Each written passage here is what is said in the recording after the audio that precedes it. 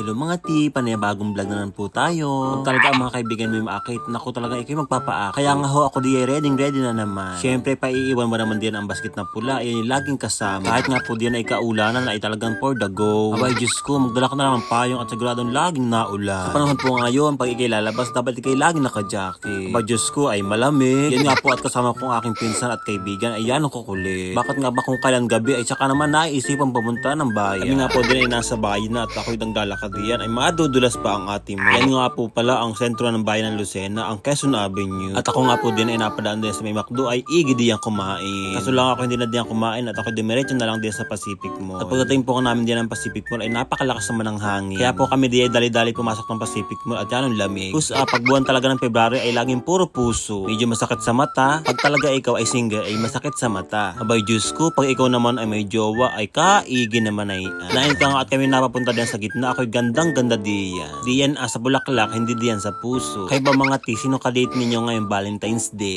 By Diyos ko, bayan si Ate Aya, free na free. Tsareng! Buti pa nga yung basket na pula, maraming puso. Pero sa akin, walang pumupuso. Tsareng! Hindi nga ako diyan ay nag-iikot-ikot at nagtitingi-tingi. Kung saan diyan maganda pumasya. Bigla ko nga nakita diyan yung tayaan ng loto. Ano kaya ako'y tumaya? Baka ako'y manalo sa puso mo. Tsareng! Kayo po ba mahilig din kayong tumaya sa loto? Paki-comment nga kung sino mga tumataya diyan. At bigla nga kami diyan nagawi sa Daiso, Japan. Maigi muna diyan makapasok. Aba, dito naman pala pa ikay pumasok ay napakaraming tinda. Abay Diyos ko, hindi mo na alam din ang pipiliin mo. Dito pati mga ang mga presyo ay lagi may mga 9, 89, 99, 69, 79. Lahat na nga din ang uri ng 9. Hulaan ko ang paborito niyong 9. Di ba 69? Tsareng! Tang ako nga din magsawa sa tinda niyan. Ako umakit na diyan sa second floor. Abay Diyos ko, kahit saan naman ay merong hagdan ng nalakad. Naalala ko tuloy ako'y bata pa. Ako'y banong-bano diyan. Kaya nga po kami pumasok naman diyan sa DIY. Masarap ang buhay ng basket na pula at talaga naman papasyal-pasyal lamang. Kaya nga po kami din ay wala pa rin nabili. At sabi nga ng kaibigan ko, kami bumalik na lang din sa Daiso, Japan. Abay Diyos ko, pauli-uli na lamang. Mga lady naman sa paa ang kakapauli na. Kaya nga po kami din ay bumalik na lang sa Daiso, Japan. At pagbalik nga po namin, ito naman ang naispatan ko. Abay Diyos ko, nakita ka naman ang pako na iyan. Ba't ibang uri ng pake? Meron pake na kulay blue, meron pake na kulay green, meron pake na kulay pula. Ay siyempre, ang pinakamasarap ang mamink-mink na pake. Abay Diyos ko, ako hindi diyan. Kaya nga po kami naglabas na lang din ng Pacific Mall. At paglabas po nga namin diyan, ay iyan naman ang aming naispatan. Sino kaya din ang mahilig magregalo? Hindi lang naman para sa mga magjowa. Ito din ay pwede natin ibigay sa ating nanay at tata. Abay Diyos ko, si Ate Aya ay walang pagbibigyan na yan. Maghahanap pa diyan sa tabi-tabi. Tsare! At paglabas nga po namin diyan, aba,